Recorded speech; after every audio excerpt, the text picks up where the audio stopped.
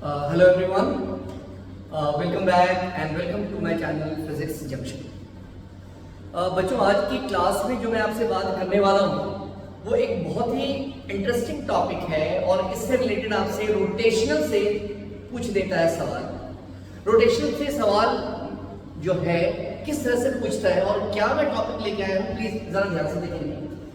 Question कुछ ऐसा होता है बच्चों कि मान लेते हैं कि ये तुम्हारे पास क्या है, इंक्लाइन प्लेन. अरे और इस इंक्लाइन प्लेन पे कोई भी आपके पास ऑब्जेक्ट होगा, ये ऑब्जेक्ट इस इंक्लाइन प्लेन पे रखा हुआ होगा, तो ये पूछेगा कि जो ऑब्जेक्ट है उस ऑब्जेक्ट को इस इंक्लाइन प्लेन से टपल होने के लिए राइट कितने एंगल की जरूरत होगी, मतलब कि कितने एंगल पे ये क्या हो जाएगा, यहाँ पे टपल हो जाएगा. अरे ओके, टपलिंग आप समझ रहे हैं.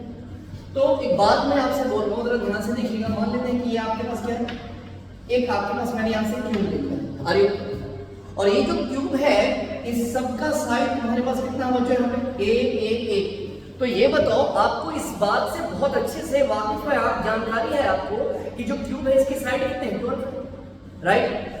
राइट. लेकिन अब ये ज्यादा जरूरी है कि जो आपको नजर आ रहा है वो साइड कितना नजर आ रहा है. तो सर हमें जो नजर आ रहा है वो साइड कितना है, 4 साइड. अरे ओके, क्लियर है. और एक बात का ख्याल रखना है आपको, सबसे जरूरी है कि आपके पास जो साइड है वो सारे साइड कैसे होने चाहिए, सेम होना चाहिए.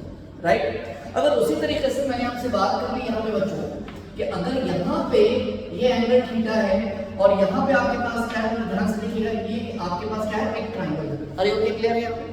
और ये ट्राइंगल इसका और इसका भी साइड पहले बताया यहाँ पे एक. तो क्वेश्चन में फिर ये कहेगा अगर ये ट्राइंगल है तो इस ट्राइंगल को टपल होने के लिए कितने एंगल की जरूरत हो. तो ऐसे सवाल आपसे पूछे जाते हैं और पूछे गए जेई में. तो आपसे ये पूछेगा कि कितना एंगल होना चाहिए, ठीक है, कि जिससे कि ये ट्राइंगल है वो इस पे टपल कर जाए, या यहाँ पे एक क्यूब है वो क्यूब क्या करेगा, टपल कर जाए. तो आपको एंगल की जरूरत पूछेगा. आप एंगल पूछेंगे कितने एंगल पे टपल हो रहा है. तब आपके लिए एक बहुत ही आसान सा ट्रिक मैं दे रहा हूँ इसको समझने के लिए. याद रखना, जब भी एंगल निकालना हो तुम्हें तो याद रखना एंगल निकालने के लिए तुम्हारे पास क्या होगा, थीटा बराबर pi upon N. Are you okay. ये हमेशा याद रखना, theta equal to pi upon N. N क्या है, एन जो है नंबर ऑफ विजुअलाइज साइड जो आपको नजर आ रहा है. तो ये बताओ कि आपको ऐसे तो 12 साइड होते हैं लेकिन आपको नजर कितना आ रहा है, 4 साइड नजर आ रहा है. और याद रखिएगा जो साइड होना चाहिए वो सबका कैसा होना चाहिए, इक्वल होना चाहिए. ये बात अपने जेहन में डालिएगा. तो यहाँ पे आपको साइड कितना विजुअल हो रहा है, मतलब कितना नजर आ रहा है सर, 4. तो याद रखना थीटा बराबर कितना होगा, पाई बाई 4. मतलब ये 45 पे ये क्या करेगा, होता है टपल कर जाएगा. आप चेक करके देखिए. अगर आप इसकी बात कर रहे हैं ना बच्चों, तो ये बताइए आपके पास यहाँ पे ट्राइंगल है, राइट, क्लियर है. अब ये बताइए आपको कितना साइड नजर आ रहा है, सर यहाँ पे हमें साइड नजर आ रहा है 3. राइट है. थीटा की वैल्यू आपके पास पाई बाई n, n की वैल्यू 3. आपके पास कितना होगा, थोड़ा जल्दी बताइए. 60 डिग्री पे ये आपके पास क्या होगा, टपल हो जाएगा. सिमिलरली अगर आपसे बात की जाए बच्चों, एक ऐसी बात कर रहे हैं यहाँ पे, अगर एक साइड ऐसा है ये और ये, आप देख रहे हैं ऑल साइड आर सेम.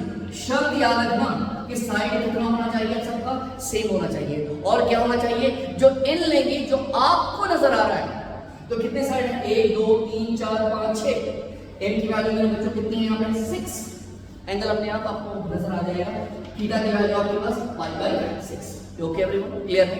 तो एक छोटी सी बात थी, छोटा सा ट्रिक था जो मुझे आपको देना था कि आपसे ये पूछेगा कि इंक्लाइन प्लेन पे कोई ऑब्जेक्ट है और उसको टपल होने के लिए आपके पास कितना एंगल होना चाहिए कि जिससे कि वो टपल हो जाए. तो जाहिर सी बात है आप हमेशा याद रखेंगे, very very important result, theta equal to pi by N. आपको क्या करना पड़ेगा, जो आपको साइड नजर आ रहा है उसको देखना होगा. और ये देखना जरूरी है कि जो भी साइड है वो सारी साइड कैसे होने चाहिए, इक्वल होने चाहिए. ऑटोमेटिकली आप यहाँ पे नंबर ऑफ साइड देखेंगे जो आपको नजर आ रहा है, उसकी वैल्यू आप रखेंगे, आप खुद चेक करके देख लेंगे, आपका आंसर 100% आएगा. Thank you everyone.